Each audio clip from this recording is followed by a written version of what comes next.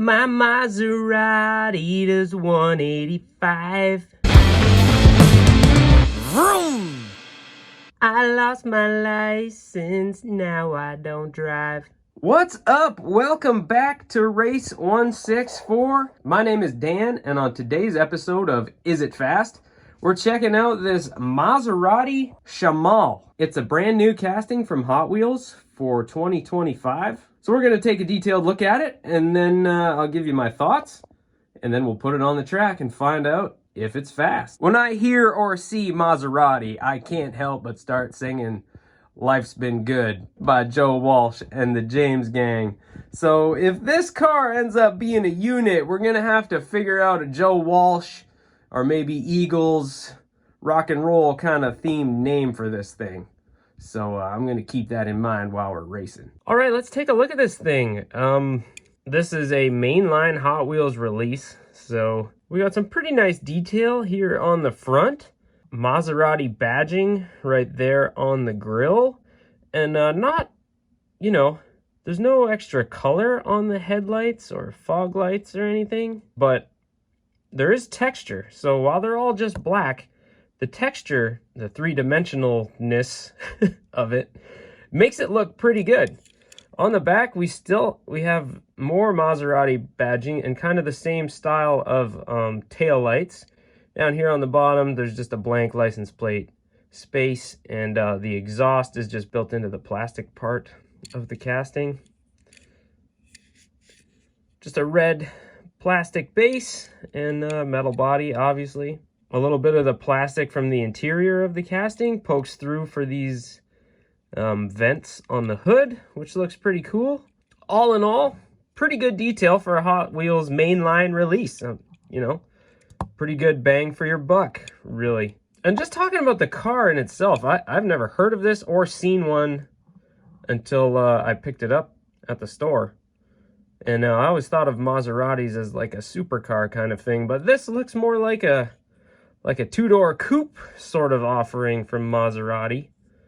And it looks pretty cool. It kind of has that look of sort of the Nissans from the 90s and the Hondas, and it's a good look. This rear wheel well is kind of interesting. It's got a very aggressive asymmetrical slant to it on the top, which is kind of different. Certainly makes it unique. I don't know how I feel about it. Maybe if the front wheel well had a similar shape, it might make a little more sense to me, but it's sporty and aggressive. I think it's cool. I'll probably change my mind on that a few times. If you look at it from the top, you can see that this has like a nice sort of wide body kit almost. The front fenders and rear fenders, really the whole wheel well, I guess, is, extended out from the side of the doors. So you never know, this thing might be fast. So let's put this thing on the track and see what it can do. So as always, first we're going to try it on the Pro Stock start gate, and if it can't finish a lap, we'll turn up the slope, turn up the boost, if you will, and see if it can run as a super stock. Okay, Maserati Shamal. First lap.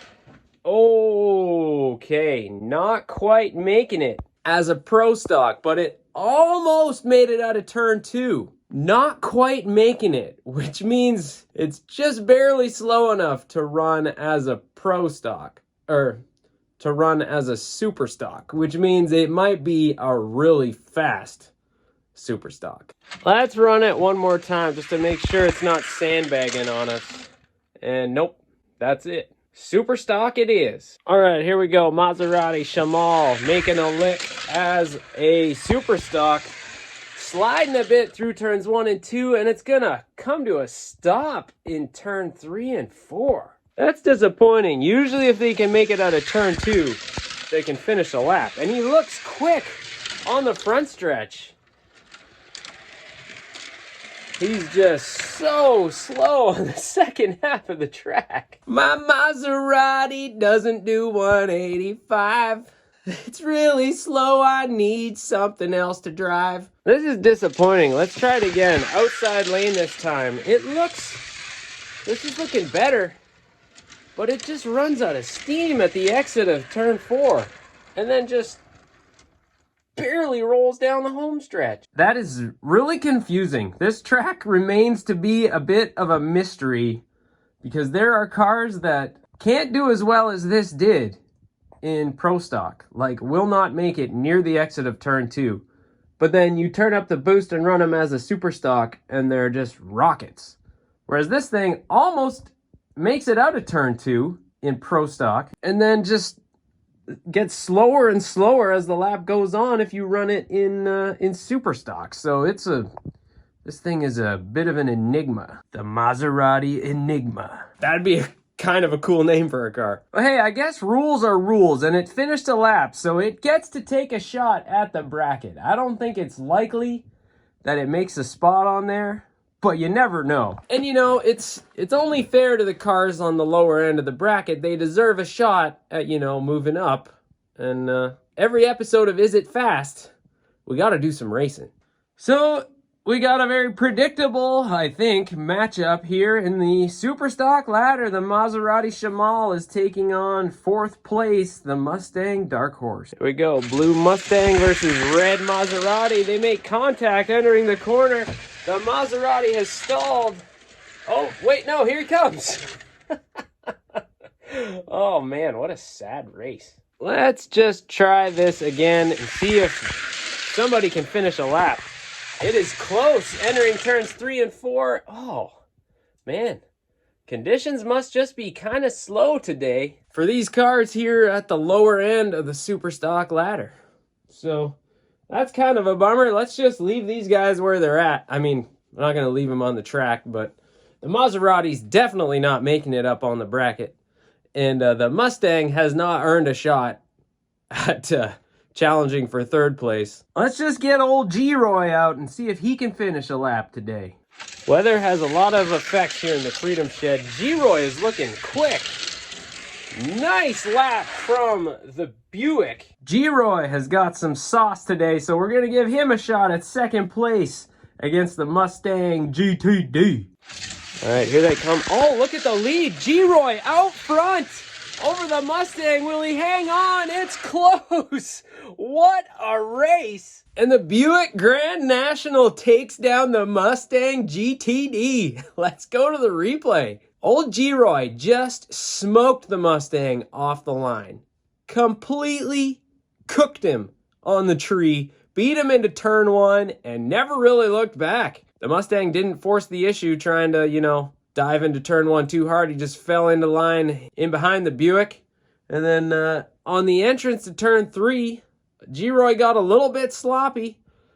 And the Mustang gained quite a bit of ground here on the home stretch, but there was not enough track. And G-Roy crosses the line in 1st place. He's going to claim 2nd place on the Super Stock ladder.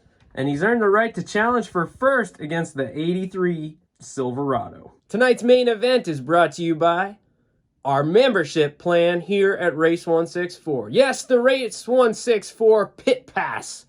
For $1.99 per month, you get 24 hours early access to every video, a little bit of behind-the-scenes content, but mostly my undying gratitude for supporting what we're doing here at this silly little channel.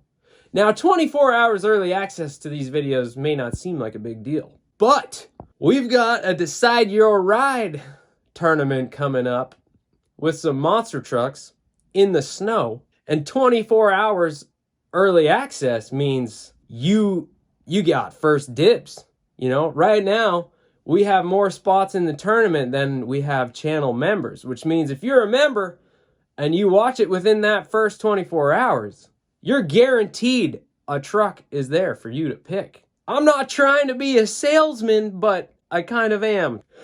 But seriously, though, no pressure. I'm just pointing out, if you want in the Decide Your Ride tournament, having a pit pass really helps. All right, a couple old Chevys duking it out for the top spot. Here they come, and the square body has a commanding lead. Easy victory, defending its spot at the top of the bracket. I can't say I'm surprised by that result. The 83 square body is an absolute rocket. Kudos to G-Roy for moving up to 2nd. Just a quick start from the square body, moved up to block the Buick into turn one, and never looked back from there. Just a clean race from both cars. But the blue pickup maintains its spot. We're gonna need a name for this thing.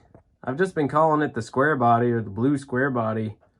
Definitely needs a name now. This thing is on fire. And G-Roy moves up to second place in a shocking win over the GTD, which slides down to third place on the ladder. And the Dark Horse Mustang is going to sit in fourth on sort of a technicality, even though it couldn't complete a lap today. I think on average, the GTD is faster than G-Roy most of the time. But now if he wants second place back, he's going to have to beat him from the outside next time we're here. And the Maserati Shamal, well, we have the answer to our question. It is not fast at all. It does not do 185. I can say confidently my Maserati does not do 185. But life has been good to me so far. That's going to do it for today. Thank you so much for watching. Remember, Jesus loves you and so do I. And I'll see you next time right here on Race 164.